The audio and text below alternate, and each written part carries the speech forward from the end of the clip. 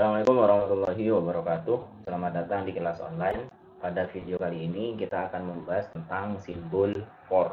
Jadi simbol for ini adalah salah satu simbol yang digunakan untuk perulangan.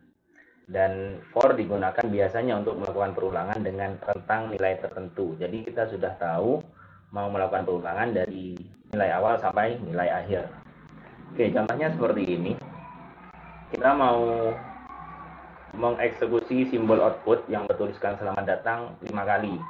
Jadi daripada kita menulis output ini sebanyak 5 kali, kita lebih baik meletakkan output ini di dalam perulangan, dan di perulangan ini kita perintahkan simbol output ini dieksekusi sebanyak 5 kali.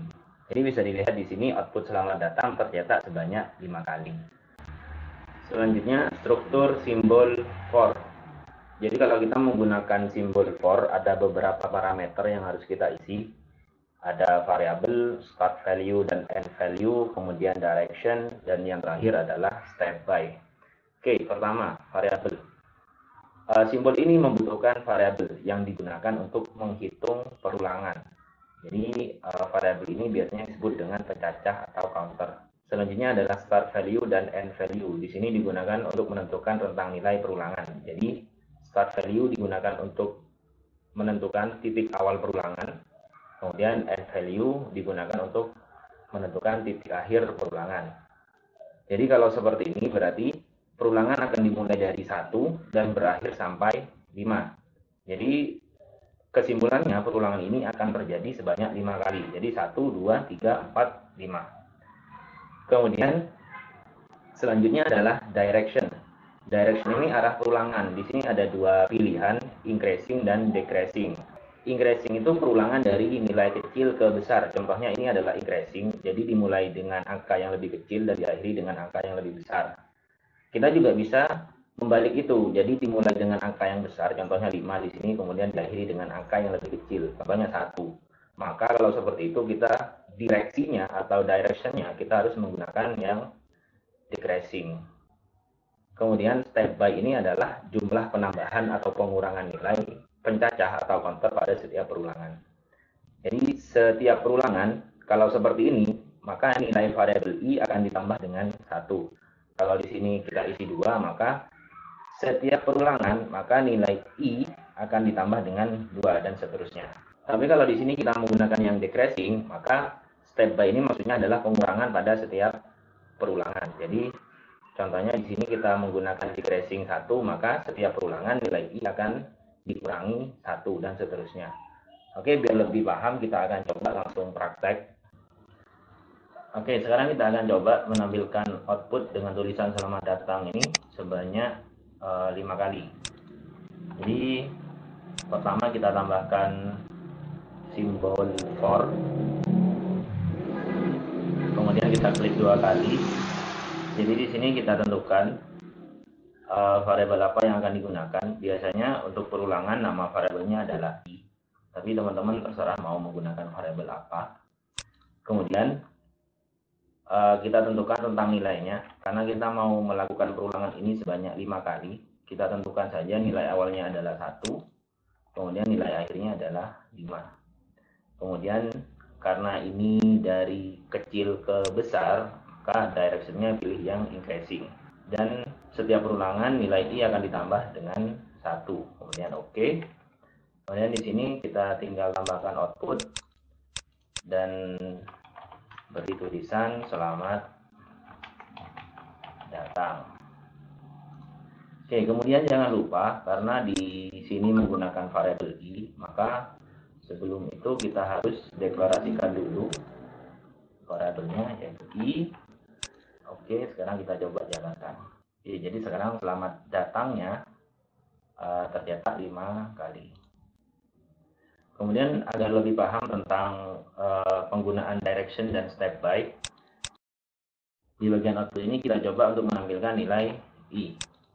Oke, jadi kalau kita jalankan, maka yang muncul adalah nilai i pada setiap perulangan. Jadi pada perulangan pertama nilai i itu 1, pada perulangan kedua nilai i 2, dan sampai perulangan terakhir nilai i adalah 5. Jadi ini yang dimaksud dengan increasing. Increasing itu berarti dari nilai kecil ke besar. Kemudian step by ini maksudnya setiap perulangan nilai I itu akan ditambah dengan 1. Jadi yang awalnya 1, pada perulangan selanjutnya ditambah 1 lagi menjadi 2. Kemudian pada perulangan selanjutnya lagi ditambah 1 menjadi 3 dan seterusnya. Perulangan ini bisa kita balik dari 5 ke 1. Oke, contohnya di sini berarti yang harus kita ganti yang pertama adalah nilai awalnya itu harus lebih besar daripada nilai akhir. Contoh di sini saya beri 10, kemudian nilai akhirnya adalah 1. Jadi perulangan ini akan dimulai dari nilai 10 dan berakhir pada nilai 1. Kemudian jangan lupa direksinya atau arah perulangannya diganti menjadi decreasing.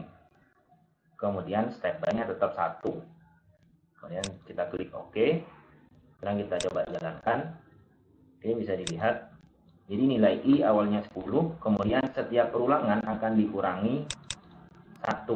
Jadi sesuai yang ada di sini. Kemudian terus dikurangi sampai I sama dengan 1.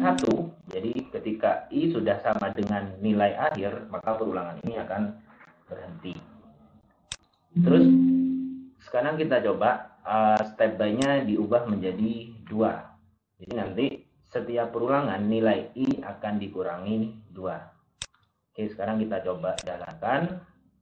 Maka hasilnya seperti ini. Jadi dimulai dari 10.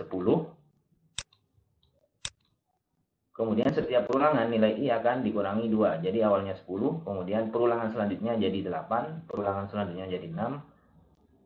Dan pada perulangan terakhir itu akan berhenti di 2. Kenapa? Karena ketika 2 dikurangi 2 lagi akan menjadi 0. Ini sudah melebihi batas akhir.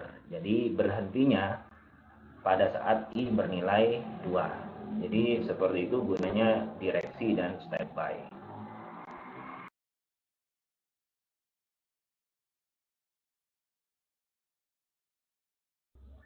Oke, selanjutnya kita akan coba dengan latihan.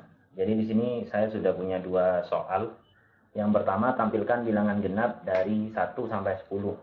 Jadi nanti yang tampil adalah 2, 4, 6, 8, dan 10. Kemudian soal latihan yang kedua adalah tampilkan bilangan ganjil dari 20 sampai 1. Jadi nanti yang tampil adalah 19, 17, 15, kemudian dan seterusnya sampai 1. Oke, sekarang kita coba dulu. Jadi di sini kita hapus, kita buat baru. Oke, pertama, jadi di sini kita akan menampilkan bilangan genap dari 1 sampai 10. Kita tahu bahwa bilangan genap pertama dari rentang nilai ini adalah 2. Jadi pada bagian start value kita isi 2. Kemudian pada end value kita isi 10. Oke, jangan lupa pada bagian variabel kita isi I untuk menampung nilainya. Kemudian karena ini dari kecil ke besar, maka direksinya kita pilih yang increasing. Kemudian pada bagian step by, karena kita mau menampilkan bilangan genap saja, maka kita ganti jadi 2. Jadi nilai awalnya 2, kemudian bilangan selanjutnya ditambah 2 jadi 4, bilangan 4 ditambah 2 lagi jadi 6, dan seterusnya. Oke, jadi seperti ini. Kemudian di bagian output kita tampilkan nilai I. Oke, sekarang kita coba jalankan. Maka sekarang yang muncul adalah bilangan genap dari rentang angka 1 sampai 10. Kemudian untuk soal kedua, saya tambahkan di sini saja. Jadi saya membuat simbol baru.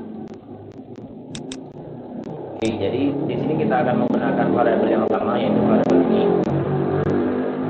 Kemudian di sini perintahnya adalah menampilkan bilangan ganjil dari 20 sampai 1. Oke. Bilangan ganjil pertama dari angka 20 ke 1 itu adalah 19. Jadi berarti di sini 19. Kemudian nilai akhirnya adalah 1. Kemudian jangan lupa karena ini dari besar ke kecil, direksinya diubah menjadi decreasing. Dan sama step by-nya, karena dari ganjil ke ganjil yang selanjutnya itu dikurangi 2, maka step by-nya jadi 2. Oke, sekarang bagian output ini kita copy saja. Kemudian kita paste ke sini. Kemudian kita jalankan, maka hasilnya adalah seperti ini. Oke, ini dari sini ya, perulangan kedua itu dari sini. Jadi yang 19, kemudian 17, 15, 13 sampai 1. Jadi seperti itu dasar penggunaan dari simbol for. Untuk penggunaan realnya nanti akan kita bahas di video selanjutnya. Terima kasih, semoga bermanfaat. Assalamualaikum warahmatullahi wabarakatuh.